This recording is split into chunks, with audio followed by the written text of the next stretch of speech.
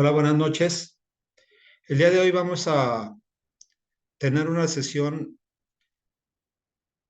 con un tema muy interesante con respecto a las actividades diarias que se realizan todos los días en las empresas y no como algunos otros temas que hemos visto anteriormente. Esto que vamos a ver el día de hoy, pues para todos aquellos que ya tienen experiencia en la administración o dentro de los procesos administrativos, pues es algo que les va a resultar muy familiar. El tema es la administración de capital de trabajo y los activos corrientes. Vamos a comenzar con la presentación.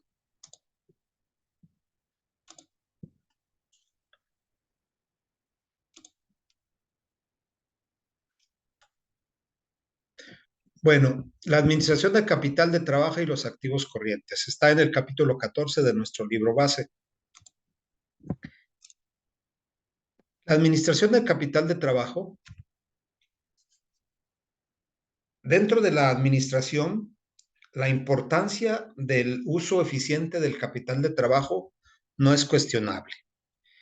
No podemos cuestionar qué tan importante es el capital de trabajo, ya que la viabilidad de las operaciones de la empresa depende de la capacidad del gerente financiero para administrar con eficiencia lo que lo componen, las cuentas por cobrar, el inventario y las cuentas por pagar. La meta de la administración de capital de trabajo o administración financiera de corto plazo es administrar cada uno de los activos corrientes de la empresa. ¿Cuáles son estos?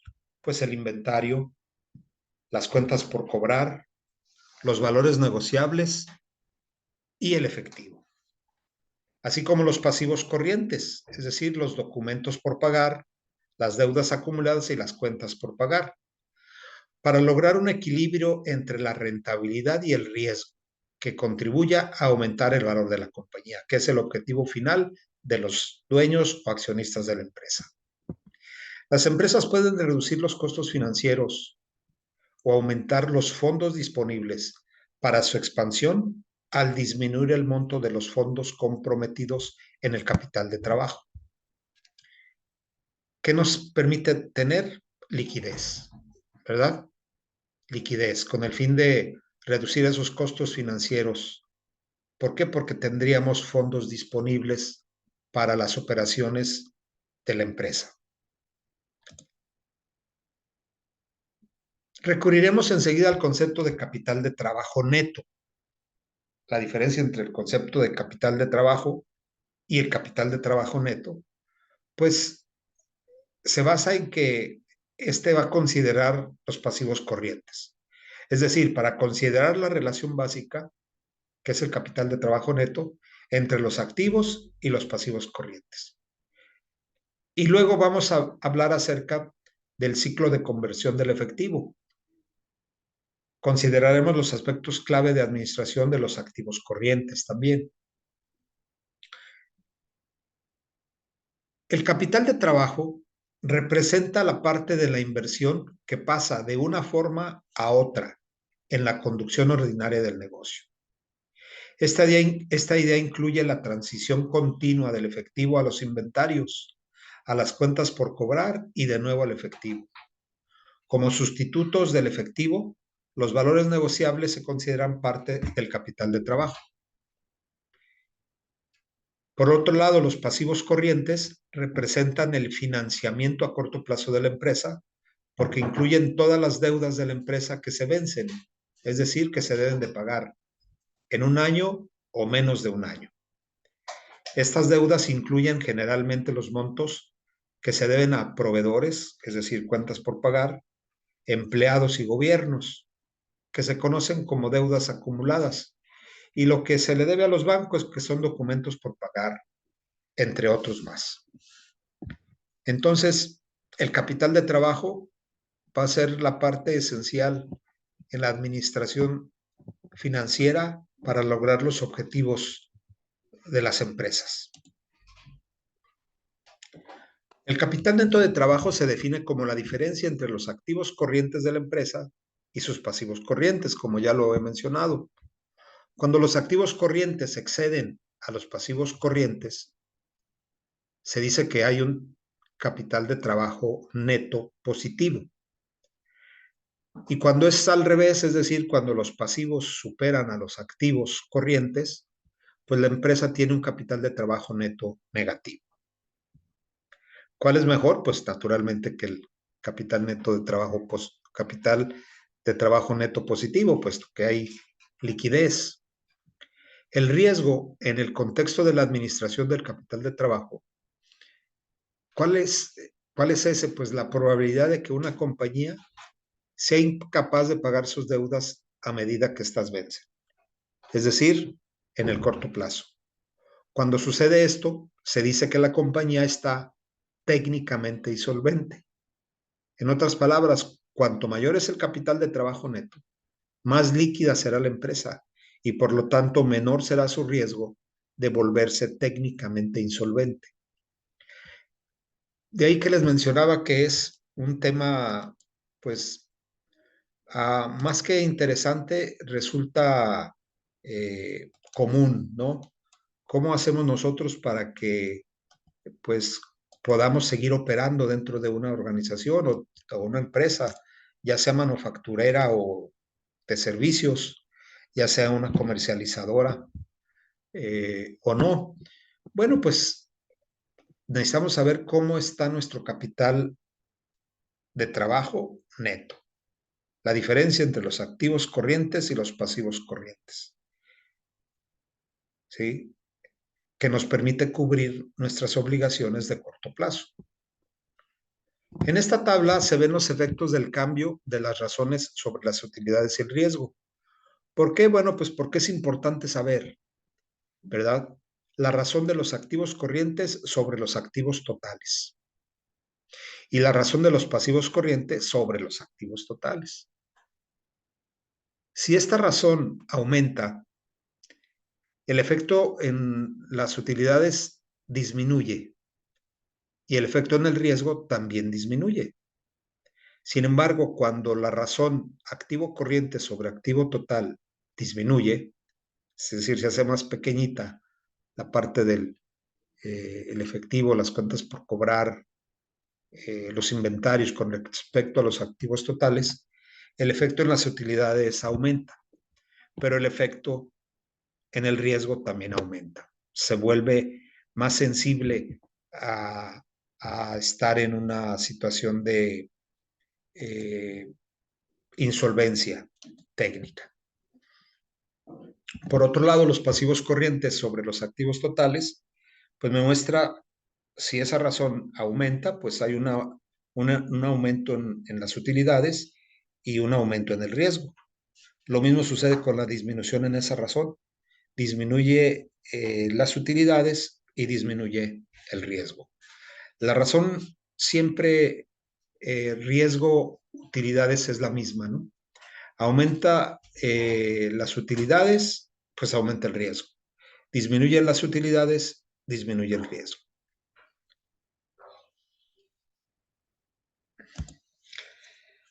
Para comprender más acerca de la administración del capital neto de trabajo, capital de trabajo neto, hablemos acerca del ciclo de conversión del efectivo. ¿Por qué es importante el ciclo de conversión del efectivo? Bueno, pues porque mide el tiempo que requiere una empresa para convertir la inversión en efectivo.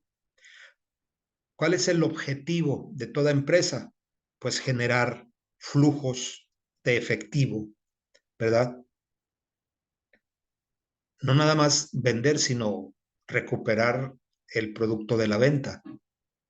Es decir, se necesita el efectivo para seguir trabajando. Necesario para seguir las operaciones. En efectivo recibido como resultado de esas operaciones. Pero ¿cómo se calcula? Bueno, pues el ciclo de conversión del efectivo es el resultado de restarle al ciclo de operación el periodo promedio de pago. El ciclo de operación es el tiempo que transcurre desde el inicio del proceso de producción hasta el cobro del efectivo por la venta del producto terminado. Así, el ciclo de operación es igual a el periodo promedio de cobro, ¿verdad? Más la edad promedio del inventario. Por lo tanto, el ciclo de conversión del efectivo va a ser igual a la edad promedio del inventario más el periodo promedio de cobro menos el periodo promedio de pago. Si yo veo que una empresa tiene un periodo promedio de cobro de 15 días y un promedio de pago de 30 días, bueno, pues mi ciclo de conversión del efectivo es mayor, ¿verdad? Cobro antes de lo que tengo que pagar mis compromisos. Igual, la edad promedio del inventario es menor a los 15 días, pues todavía suma más. Sin embargo, si la edad promedio del inventario es mayor de 30 días, el periodo promedio de cobro es de 35 días y mi periodo promedio de pago es de 30 días, pues entonces ahí mi ciclo de conversión del efectivo es bastante eh, riesgoso, ¿no? Bastante peligroso para poder yo cubrir mis compromisos de corto plazo. Es interesante saber cómo medimos ese ciclo de conversión del efectivo, ¿verdad? Y pues ahí están las fórmulas y los ejemplos vienen muy claros en el capítulo 14. Estrategias para administrar el ciclo de conversión del efectivo. Número 1, hacer una rotación del inventario tan rápido como sea posible. Naturalmente que sin desabastos que ocasionen pérdidas de ventas. Mientras más rápido rote el inventario, mejor. Cualquier tipo de negocio. Número 2, cobrar las cuentas por cobrar, hacerlas efectivo tan rápido como sea posible, sin perder ventas debido a técnicas de cobranza muy agresivas. Número 3, controlar los tiempos de envío y procesamiento y compensación para reducir al cobrar a los clientes y al aumentarlos al pagar a los proveedores. Es decir, el proceso de cobro sea menor al proceso de pago. Y número 4, pagar las cuentas pendientes lo más lentamente posible, sin perjudicar la clasificación de crédito de la empresa. Se dice que mientras más largo sea mi periodo de pago, pues mejor, siempre y cuando mi solvencia moral o mi capacidad de crédito no se vea afectada, pues es mejor. De ahí que muchas empresas pagan a plazos muy largos, ¿no? 120 días, 150 días, hasta 180 días, las empresas de autoservicio como Soriana o H-E-B. Bueno, vamos a ver, aparte del efectivo que ya vimos en un momento, el otro componente del capital de trabajo, que son los inventarios. El primer componente del ciclo de conversión del efectivo, pues es la edad promedio del inventario. El objetivo de administrar el inventario, como se comentó antes, es lograr la rotación de este tan rápido como sea posible, sin perder ventas o desabastos. El gerente financiero tiende a actuar como consejero o vigilante en los asuntos relacionados con el inventario, puesto que no es su responsabilidad directa. No tiene un control sobre el inventario de manera directa.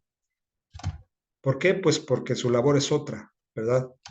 Él se ocupa de las cuestiones eh, financieras y no de las ventas ni de la producción. Normalmente existen diferentes puntos de vista entre los gerentes de mercadotecnia, de manufactura y de compras sobre los niveles adecuados del inventario. Cada uno considera los niveles de inventario según sus propios objetivos. El de mercadotecnia pues va a querer que haya un inventario muy alto. El de manufactura pues que no nunca le falte la materia prima para lograr sus metas de producción. Y el de compras pues siempre tener los almacenes llenos para que si el de producción solicita, pues pueda abastecerlo de manera inmediata. Todos buscarán niveles de inventarios altos. Sin embargo, el objetivo de la empresa y del administrador financiero es reducir ese tiempo o ese promedio de edad del inventario lo más posible, es decir, mantenerlo lo más bajo posible. ¿Debido a qué? Pues al costo de mantener los inventarios, ¿sí? Es muy costoso mantener un inventario durante un periodo de tiempo largo.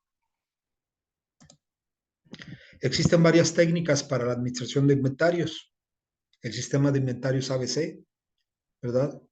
Donde clasifica el inventario en 3 grupos, valga otra vez A, B y C, en orden descendente de importancia y nivel de supervisión con base en la inversión en pesos realizada en cada uno. Otro es el método de control de inventario de 2 contenedores. Es una técnica de supervisión de inventarios que se aplica generalmente a los artículos del grupo C y que requiere hacer un nuevo pedido de inventario cuando está vacío uno de los 2 contenedores. Otra técnica es el modelo de la cantidad económica de pedido. Trata de determinar el volumen óptimo del pedido de un artículo, es decir, aquel volumen que disminuye al mínimo el total de los costos pedidos y costos de mantenimiento de existencias. Son técnicas que generalmente se llevan a cabo en la contabilidad administrativa. Sistema de justo a tiempo, un método utilizado en la producción, disminuye al mínimo la inversión en inventario, haciendo que los materiales lleguen justo en el momento en que se requiere para la producción. Muy famoso este justo a tiempo en la década de los 90 y los principios del 2000. A la fecha, pues sabemos que es muy difícil llevar a cabo ese justo a tiempo. Se necesita una coordinación, pues, máxima entre el proveedor y el comprador, ¿verdad? Número 5, Sistema de Planeación de Requerimiento de Materiales, el PRM. Esta técnica de administración de inventario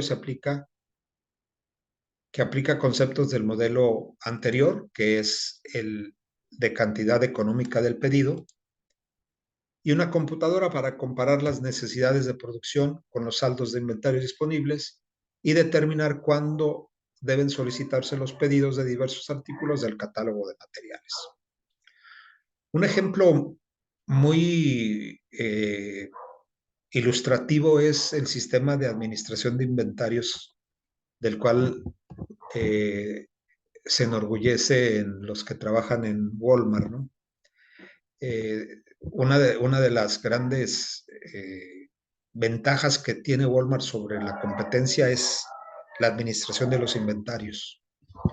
Ahora que tengan tiempo, busquen alguna en YouTube, pues algún informe sobre el manejo de los inventarios de Walmart y verán que lo hacen de manera muy adecuada y les ha dado excelentes resultados. La administración de las cuentas por cobrar, que es el tercer elemento dentro del capital de trabajo. Ya vimos el efectivo, los inventarios y las cuentas por cobrar. El segundo componente, yo mencioné el tercero, es el segundo componente del ciclo de conversión del efectivo es el periodo promedio de cobro. Este periodo es la duración promedio de tiempo que transcurre desde la venta a crédito hasta que el pago se convierte en fondos útiles para la empresa, es decir, hasta que se cobra. El periodo promedio de cobro consta de 2 partes. Primero, la primera es el tiempo que transcurre desde la venta hasta que el cliente envía el pago. La segunda parte es el tiempo que transcurre desde que el cliente envía el pago hasta que la empresa recibe los fondos correspondientes en su cuenta bancaria. La primera parte del periodo promedio de cobro implica administrar el crédito disponible para los clientes de la empresa y la segunda parte implica cobrar y procesar los pagos. Anteriormente se hacían pagos con métodos pues convencionales en su momento. Un cheque tardaba en llegar, si se enviaba por correo, pues tardaba en llegar días, a veces semanas. Y luego para su cobro también tenía que esperarse pues un día o más de una semana si eran de diferentes ciudades. Actualmente no, actualmente con las transferencias electrónicas, el SPAY famoso, pues los pagos se hacen de manera inmediata, ¿verdad? Entonces, el periodo promedio de cobro consta de la primera parte, que es esperar a que nos paguen, y la segunda, pues es casi ya inmediata, ¿no? A menos que manden cheque, pues en lo que recogen los cheques y cobran los cheques, y ese ha sido unos cuantos días, pero esa segunda parte del periodo promedio de cobro se ha reducido de manera considerable. El objetivo de la administración de las cuentas por cobrar es cobrarlas tan rápido como sea posible, sin perder ventas debido a técnicas de cobranza muy agresivas, como lo dijimos ya con anterioridad. El logro de esta meta comprende tres temas. Primero, los estándares de crédito y selección para su otorgamiento. La selección para el otorgamiento del crédito consiste en la aplicación de técnicas con la finalidad de determinar qué clientes merecen recibir el crédito. Este proceso implica evaluar la capacidad crediticia del cliente y compararla con los estándares de crédito de la compañía, es decir, los requisitos mínimos de esta para otorgar crédito a un cliente. Las 5C, es decir, las características para otorgar un crédito, pues deben de ser características del solicitante, su capacidad de pago, el capital con que cuenta, las garantías con que cuenta, es decir, colateral, y las condiciones bajo las cuales se solicita el crédito. Son 5 Cs que debemos de considerar siempre cuando se va a otorgar un crédito a un cliente. Las 5C que usan los analistas de crédito para tener un marco de referencia que les permita efectuar un análisis detallado del crédito. Aquí en capital, colateral, condiciones, pues aparece el famoso buró de crédito, ¿no? Aparte de características que se pueden eh, indagar a través de un pequeño cuestionario o una solicitud, pues está también la del buró de crédito que determina si se da o no se da a una empresa o un individuo. Número dos, los términos de crédito. Los términos de crédito son las condiciones de venta para clientes a quienes la empresa otorga un crédito. Por ejemplo, cuando decimos 2, 10, 30 neto, bueno, pues eso significa que el cliente se le va a dar un 2% de descuento si paga dentro de los 10 primeros días y va a ser neto si paga a los 30 días, ¿verdad? Esta forma de pago pues es muy usual en el comercio, ¿sí? Aprovechan el descuento de pronto pago, pues es muy ventajoso aprovecharlo, ¿verdad? No nada más ese 2% se puede decir que es el ahorro que tiene la empresa, porque si es el 2% en 10 días, imagínense cuál es ese 2% anual, ¿sí? ¿Cuántos periodos de 10 días tiene un año? Pues tiene 36.5 periodos de 10 días. Entonces, el 2% en cada periodo de 10 días me va a dar, en 36.5, pues me va a dar el costo de oportunidad de pagar dentro de los 10 primeros días. No es el 2% por sí solo, sino elevado o calculado anual, el descuento es muy grande. El giro del negocio de la empresa tiene mucho que ver con sus términos de crédito. Cada una, dependiendo en qué giro se encuentre, pues va a determinar esos términos. Y para concluir, el número 3, que es la supervisión del crédito. El aspecto final que una empresa debe considerar en su administración de las cuentas por cobrar es la supervisión de crédito, que consiste en una revisión continua de sus cuentas por cobrar para determinar si los clientes están pagando de acuerdo con los términos de crédito establecidos. Si los clientes no pagan a tiempo, La supervisión de crédito advertirá a la compañía del problema. Los pagos lentos son costosos para una compañía porque prolongan el periodo promedio de cobro, implementando así la inversión de la empresa en las cuentas por cobrar. Existen dos técnicas que se usan con frecuencia para la supervisión de crédito. Una es el periodo promedio de cobro y el otro es la antigüedad de las cuentas por cobrar. Es entonces esencial para tener un manejo eficiente de las cuentas por cobrar, pues tratar de alcanzarlo cumpliendo con lo siguiente, con los temas mencionados, ¿no? Establecer estándares de crédito y seleccionar a quién se le va a otorgar el crédito de manera muy rigurosa. Establecer claramente los términos de crédito que sean atractivos para el comprador y supervisar el proceso de cobro, es decir, supervisión del crédito. Porque pues ahí es donde radica fundamentalmente la eficiencia del departamento de cobranza y no nada más que está cobrando, sí, pero a qué plazo se está cobrando.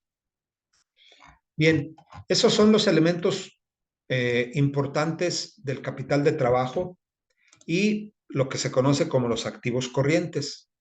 El efectivo, los inventarios, las cuentas por cobrar, ¿verdad?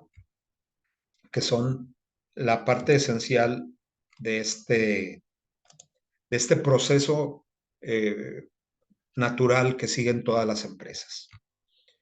Bien, por mi parte es todo. Espero que haya sido de utilidad el tema del día de hoy, como lo vimos.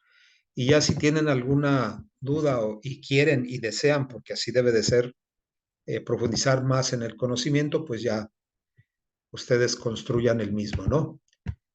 En el libro base vienen los temas muy bien explicados. Muchísimas gracias. Voy a detener la sesión. Sí, muchas gracias, maestro.